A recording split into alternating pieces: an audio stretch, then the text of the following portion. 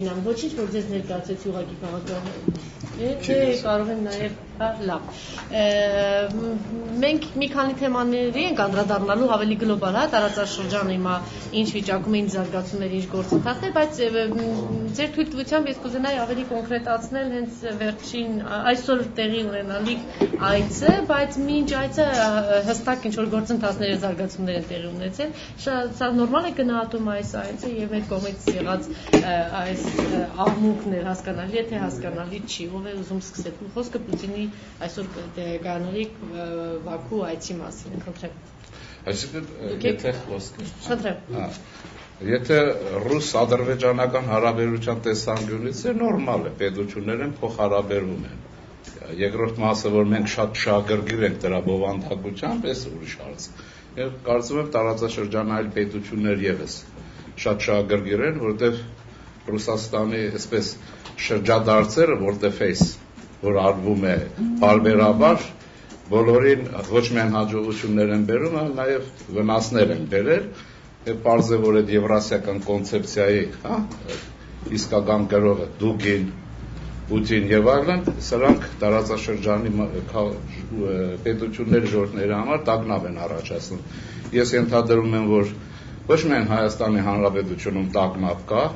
Լեռնային Ղարաբաղի Հանրապետությունում, այլ նաև Թուրքմենստանում կա նաև Պարսկաստանում, ինչու, որտեղ այս պետությունները Պարսկաստանի, Ադրբեջանի հետ ունեն կոնկրետ խնդիրներ, նույնիսկ այսպես ասեմ, եթե սրանք Ադրբեջանի հետ հարաբերությունների մեջ խնդիրներ չունեն, նույնիսկ Ադրբեջանը ինքը որպես ագրեսիվ պետություն, թուրքական էթնոս, ուրեմն հարցեր ունի եւ Թուրքմենստանի եւ Պարսկաստանի հետ, այնպես որ սա նաև տարածաշրջանային խնդիր է, որտեղ մենք ենթադրում ենք, որ բալանս այսուհանդերձ չի խախտվի, բայց դա բալանսը շատ դժվար է որոշել։ Ուժերի հավասարակշռությունը խախտվեց, թե չէ, շատ հաճախ դա արդյունքի մեջ է երևում գործողությունները, այնպես որ բնական է, եթե անվանը հետաքրքրություն։ Ես նույնիսկ մի բան եմ ուզում ասեմ, հետո խոսքը փոխանցեմ իմ գործընկերոջը։ Ես կարծում եմ, որ մեր նման զայրացած են ինչ-որտեղ, նաև անհասկանալի կորցեվիճակում լեզգիները, որտեղ Ադրբեջանի անընդհատ ուժեղացումը Ռուսաստանի կազմի մեջ գտնվող լեզգիական մասին հավերժ, այսպես ասած, հեռացնում է իր ցեղակիցների, հայրենակիցների հետ հեշտ հարաբերվելու հարցից, անշուշտ այս հարցը կա, այս երկուսը բաժանվում են, լինում են բաժանված իրենց հողի վրա, իրենց հայրենիքում, այնպես որ սա ես ենթադրում եմ, այնպեսի գուցե հայերի կողմից մի քիչ խտացվող հարց չի։ Հայերի կողմից այսքան է, չէ՞ թե մենք չենք կարող, տեսեք ինչ է, մեր անվտանգության հարցը կա, մենք գուցե այսպես ասեմ, բան չանեինք, այդքան խտացում չունենայինք, բայց խնդիրն ինչի մեջ է, որ դա այդուհանդերձ Ռուսաստանը մեր ռազմավարական դաշնակիցն է, պաշտոնապես գոնե, բայց մենք գիտենք, որ ռազմավարական դաշնակիցը 1920 թվականի դեկտեմբերից մեր հայրենիքը կիսել նվիրաբերել է Թուրքին, Ադրբեջանի Թուրքին եւ Վրաստանին։ Մենք սա չենք կարող մոռանալ։ Պատմությունը քաղաքականության համար կարդալու, հետաքրքրվելու համար չէ, պատմության այդ դասերը, որ ասում են, մենք չենք կարող անդեսել։ Ես որ առանձնապես կարծում եմ, որ չենք կարող, ասեմ ինչի համար խոսքս վերջացնեմ, որովհետև 19 թվականին անգլիացիները եկան Կովկասում նստեցին, Հայաստանի Հանրապետությանն օգնեցին վերադարձնել Կարսը, Նախիջևանի տերգրամասը, Արցախը հայտարարեցին վիճելի տարածք, ինչպես նաև Վրաստանում գտնվող հայկական տարածքներ։ 20 թվականին հայ բոլշևիկների օգնությամբ վերադարձան ռուսները, Կարսը նվիրաբերեցին Թուրքին, Նախիջևանը ուրեմն Ադրբեջանի Թուրքին, Արցախը դիտվեց մեկընդմիշտ եւ ամբողջականորեն Ադրբեջանի կազմ, թուրք այսպես մահմեդական ընդհանուր պետության կազմով, իսկ Բաթում փոխանակվեց Սուրմալիով, որի մասին խոսք անգամ չկար։ Այս մասը կարծում եմ, որ մեզ համար շատ հետաքրքիր է, որտեղ դա մեր ռազմավարական դաշնակիցն է անում, հետո ավես կարծում եմ տագնապելու բան կա, բայց ոչ սարսափելու, ես էլ ասեմ ես։ Կամի արձագանքն է եւ այն ինչ որ այսօր Ռուսաստանում տեղի է ունենում ներգաղթյալներին արտաքսում են նույն փոխշղթայի մեջ է այս այցը նա Հայաստանի կողմնորոշումը։ Նախ եւ առաջ իհարկե պետք է քննարկել, ինչպես նշեցին գործընկերը, ռուս-ադրբեջանական հարաբերությունների շրջանակում, այսինքն նախ եւ առաջ դա այս երկու երկրների խնդիրն է, իսկ այս երկու երկրները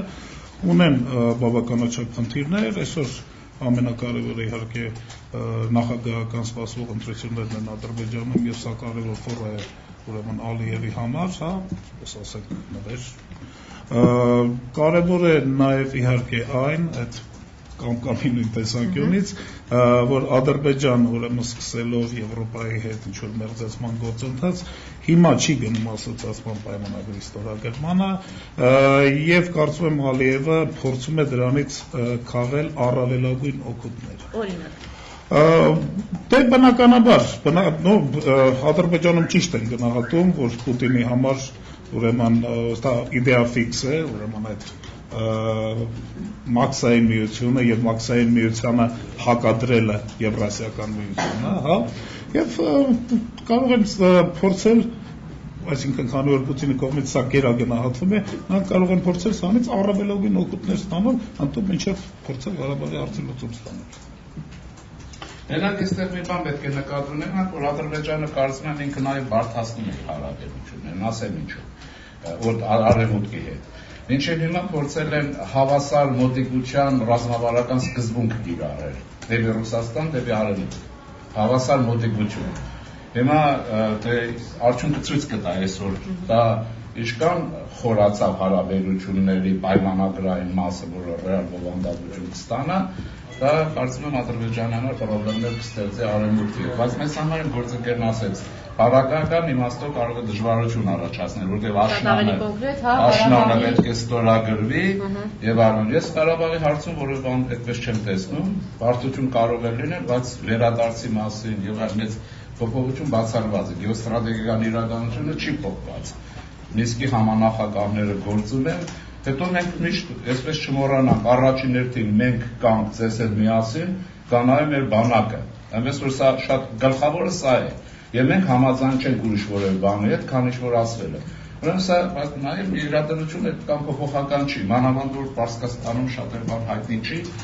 Լսվում է որ շատ լավ բաներ են լինում, բայց կտեսնենք այդ լավ բաները լինելու են թե չէ։ Այնպես որ մանավանդ էս էլ ասեն, մեր միջին արևելքը ձեզ մոտ եղել ենք ասել են, չէ, Սիրիայի հարցը ճգնաժամը խորանում է, Ռուսաստանը կորցնում է, եթե սիրիական, այսպես ասած, թևը թուլանա իր հենարանային, այսպես ասած, քաղաքական հնարավորություններն, այնպես որ այստեղ ես մեծ փոփոխություն չեմ նախատեսում, շանտաժ կարող է լինել։ Շանտաժ, ահաբեկում, էլի, մանավանդ ադրբեջանական թուրքական պրոպագանդայի կողմից։ Չմոռանանք, որ քարոզչական պատերազմը գնում է ինտենսիվ եւ շատ ակտիվ։ Ես չեմ վախենում, ընդհանրապես գիտես որ վախենալ չգիտեմ։ Ինչ իմաստով, բայց ադրբեջանցիներին չէին լինի ադրբեջանցի, եթե այս վիճակից չօգտվեն քարոզչական իմաստով, ինչպես նաեւ մենք, եթե հնարավորություն ունենք, ուրեմն չկանք, եթե չենք օգտվելու։ Լավ, այն կետից որտեղ որ կանգնեցի Ղարաբաղի խնդիրը կարող է առաջ գալ։ Ղարաբաղի խնդրում, գիտեք, Ռուսաստանը ունի հստակ օրակարգ Ղարաբաղի հարցի լուծման համար։ Այդ հստակ օրակարգը Ադրբեջանում ռուսական զորքի արկայությունն է, ռուսական զորք տեղադրելն է։ Դա կլինի խաղաղապահների տեսքով, դա չգիտեմ, կլինի, ինչ ասեմ, Կաբալայի ռազմաբազան ընդլայնելու, վերադարձնելու տեսքով կամ այլ տեսքով։ Բայց բնական է, որ Ադրբեջանը երբեք դրան չի համաձայնվի, հա, եւ քանի այդ հարցը լուծված չի, այն հույսերը թե Ալիևը կարողանա օգտագործել այս լավ վիճակը, լավ հարաբերությունները Ղարաբաղի հարցում ուրեմն որևէ տեղաշարժ անելու համար, ես կարծում եմ չի ստացվի, որովհետեւ այնուամենայնիվ այդ հստակ օրակարգը Պուտինի առաջ դրած է, ռուսական արտաքին քաղաքականության առաջ դրած է։ Այլապես գիտեք, եթե լուծվում է Ղարաբաղի հարցը եւ Ադրբեջանում չեն լինում ռուսական զորքեր, Ռուսաստանը կորցնում է Ադրբեջանի վրա ազդեցության որևէ լծակ։ Ինչպես նաեւ մեր վրա։ Չէ, մեր մոտ կան ռուսական զորքեր։ Կան, բայց մենք կարող ենք այդ ժամանակ, եթե Արցախի հարցը լուծվելու է տեսքով, մենք կարող ենք մտածենք եւ ռուսական զորքը ընդհանրապես մեր ինչին է պետք, որի այսպես գործողությունների հեռանկարը շատ անգամ էլ հասկանալի չի լինելու։ Պարզ է, չէ՞։ Այս շատ բարդանում, ես կարծում եմ, այս վիճակներ չեն լինելու։ Ինչպես որ ասացի։ Անցնենք հարցերին։ Խնդրեմ, Արմինոս հեռուստաընկերություն։ Ինչ է կարծում, Պուտինի օրակարգում ինչ դերում է Ռուստամ Իբրահիմբեկովի հարցին, Ռուսաստանի քաղաքացի եւ եթե չզրկեն քաղաքացիություն, չի կարող առաջադրել Ես ասեմ ձեզ իմ պատկերացումն ինչպիսին է։ Ես չեմ մոռանում մի բան, որում կոնկրետ է սովետական իրականության պայմաններում եղել։ Ալիև կրտսերը ԿԳԲ-ի գեներալ Ալիև ավակի որդին է։ Եվ ես կարծում եմ, որ Պուտինը եւ նրա միջավայրը չափազանց շահագրգիռ են, որովհետեւ Ալիև կրտսերը մնա նախագահ։ Ուզել թագադրված կամ ոչ թագադրված։ Այնպես որ Իբրահիմբեկովը խաղի մեջ մտել է Պուտինի կամոք։ Ոչ Պուտինի կամոք, Արևմուտքի կամոք, բայց բան չի ստացվելու։ Նրանք հստակ տեսակետում են, շատ ակնհայտ է։ Նոանամանտ հիմա չէ, գնում են, օգնում են, դառնում է հեղինակություն եւ այլն, բարձր նա պետք է երախտապար դենի պապային։ Այսինքն Ռուսաստանի։ Նայեք կտալ կոնցեսիաներ, արտոնություններ եւ այլն, տնտեսական եւ այլ իմաստներով կարող եմ ենթադրել հարաբերությունը կմեծանա։ Բայց ես մեր երկու երկրներում ես վերջերս բոլոր տեխնացուները ի վերջո նաև արևմուտքի կողմից աջակցող մեծ հաշվով Պուտինի կամոք չեն։ Դա վերջնահաշվով մեզ մոտ էլ Ադրբեջանում է։ Ադրբեջանում Էլչիբեը նրանց կամոք չէ, քցեցին եւ երևի մերոնց օգնությամբ։ Իրանում էլ չէ, նախագահն ընտրվելուց առաջ Այաթոլլահի կողմից պետք է հաստատվի։ Չէ, ես մեկը հաստատ է, ԿԳԲ-ի գիծը դուք մոռանում եք։ Ես կարծում եմ, այդ Իվան Գրոզնուց սկսած այդ կազմակերպությունը անմեռ է։ Օպրիչնինան է, չէ՞։ Ուրեմն ԿԳԲ-ի գեներալի տեղեն, ոնց է, ԿԳԲ-ի գեներալի տեղեն շատ դեմոկրատ է, չէ՞։ Շատ արևմտամետ է, մանան չմոռանաք, որ դա մեկինու Մոսկվայի միջազգային հարաբերությունների ինստիտուտն է ավարտել, որ Արտոնյանի եւ Խամբյուրոյի եւ կառավարության վերահսկողության տակ էր։ Այսինքն, այստեղ գործակալ չլեն մի քիչ դժվար է, նաեւ սովորելու ժամանակ։ Դա կրծեր Ալիևի մասին է խոսքը։ Այնտեղ ավարտել։ Այսօր իրենց համար բոլոր դեպքերում հարմար տեխնացու է եղածների մեջ։ Ես կարծում եմ, որ Իբրահիմբեկովի ֆակտորը ռուսները կօգտագործեն Ալիևից ոչ շատ մեծ, բայց որոշակի զիջումներ կողզելու համար։ Տարբեր հարցեր։ Բայց էական չի լինի, սա էական գործոն չէ։ Հետո դուք պետք է նկատի ունեք Ադրբեջանի հասարակությունը այդքան դեմոկրատական է եւ դեմոկրատ մարդ է ուզում։ Թուրքական մենտալիտետ է կասած նկատի ունեն։ Ռուսները լավ հաշվել են կարծում։ Բայց ուղղակի այս ընտրությունները առիթ են, որտեղ մեզ մոտ տարածված է դրանք արևմտամետ են հայրու տվարել, չէ՞ աշխարհում եք արցան են փռում, տարածում են։ ԿԿԲ-ի բանն են անում, էլի, գովքը։ Բայց հիմա ռուսները ստիպված։ Քանի որ հարցեր չկան, ես կուզենայի Ռուսաստանում տեղի ունեցող այս գործընթացները գնահատեիք, ներգաղթավին որ արտաքսում են,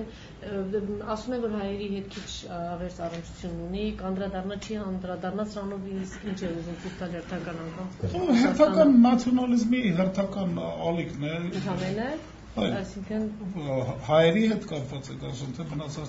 Իսկ հայերի հետ կապված տեսնում եք, ուրեմն փորձում են Հայաստանի վրա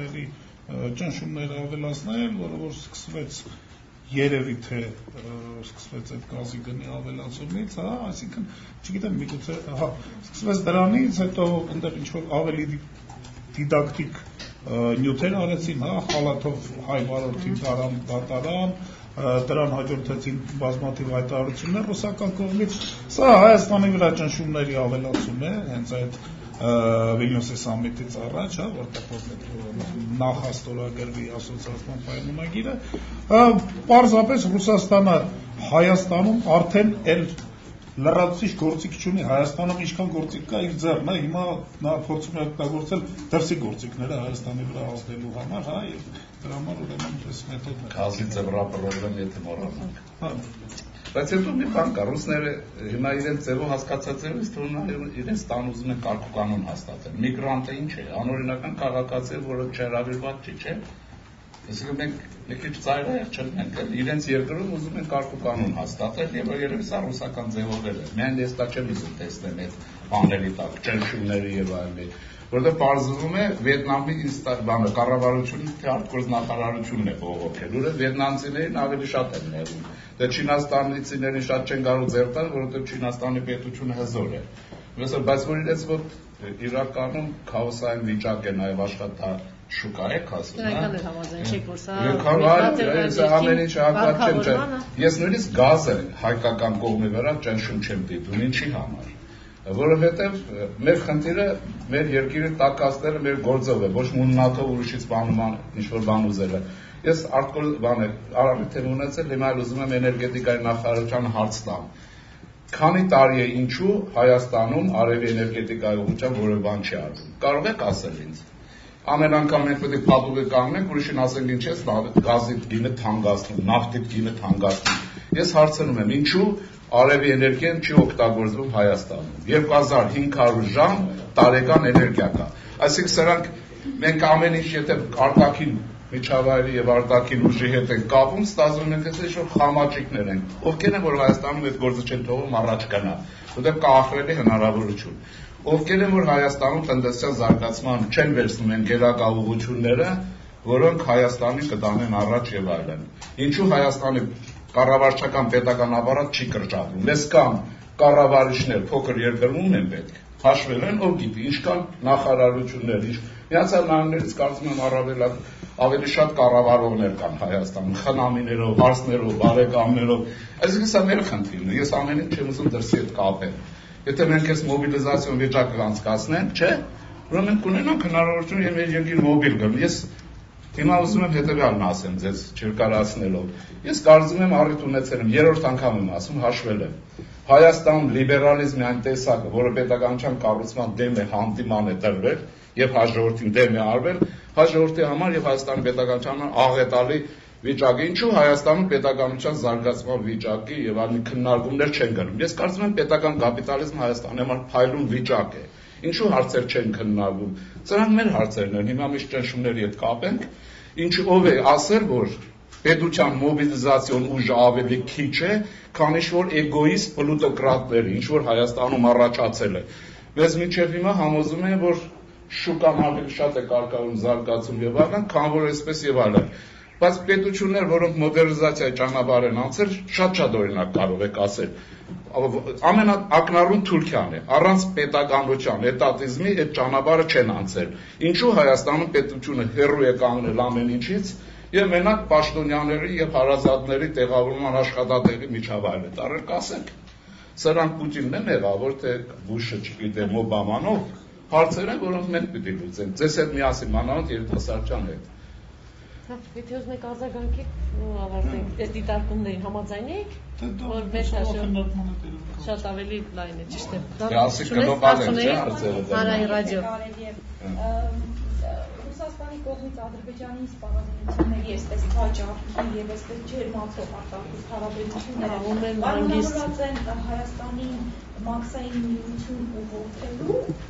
թե Ադրբեջանի ասոցիացիան համաձայնագրությամբ գնալու համաձայնություն այսպես հետ պահելու Երևի ստեղ հենց եւ հա երկուսն է։ Գիտեք, ստեղ շատ ավելի կարևոր է, ես կարծում եմ, ոչ այդքան այդ զենքի վաճառքը, ինչքան դրա հետ կապված աղմուկը, որովհետեւ զենք միշտ էլ վաճառվել է եւ Հայաստանին եւ Ադրբեջանին, հա, ոչ 1 միլիոնի, միշտ է եղել այդ process-ը, ուղղակի այս անգամ դրան շատ մեծ հանրային հնչեղություն տրվեց, հենց ցույց տալու համար, հա, ցույց տալու համար այդ ինչ են ասում, մտրակի եւ գազարի քաղաքականությամբ, հա, ցույց տալու համար այդպես դու այսպես ես քեզ պահում, դրա համար մենք մյուսի հանդեպ այսպես ենք պահում։ Հետո մենք մի հարցի պատասխան ունենք, թե չէ, իսկ եթե ասոցիացիան պայմանագիր չլիներ, այդ վաճառք կլինելու էր, թե չէ։ Կարող եք ասել, որ չէ։ Հիմա ես ուրիշ բան եմ ուզում ասել, այդ զենքի վաճառքը անշուշտ մեր ամենաշատ անհանգստացնողն է Հայաստանի Հանրապետության Արցախին, որտեղ մեր հարցը սուր է։ Ես կարծում եմ, որ դա Թուրքմենստանի դեմ է վաճառվել նաև Իրանի դեմ։ Կարող են եկել հերքել, որտեղ այդ սմերշ ասած ինչ է։ Եվ այն, այս բոլորը տարածաշրջանային խնդիրների մեջ են։ Մենք ուզում ենք մենակ մենք վերանանք։ Բայց Կասպից ծովում բաժանման, սահմանազատման հարց կա, նավթահորերի, գազահանքերի բաժանման հարց կա եւ այլն, եւ այս 30-ական թվականների Գերմանիայի նման Հիտլերը զինվում է, Ադրբեջանն է, Ռուսաստանին թվականների Գերմանիային էր օգնել, հիմա էլ օգնում է Ադրբեջանին երևի։ Բայց դա մենակ կարծում եմ մեր դեմ չի սիրելի անջերը։ Նաև մեր դեմ էր։ Շնորհակալություն։ Շնորհակալություն։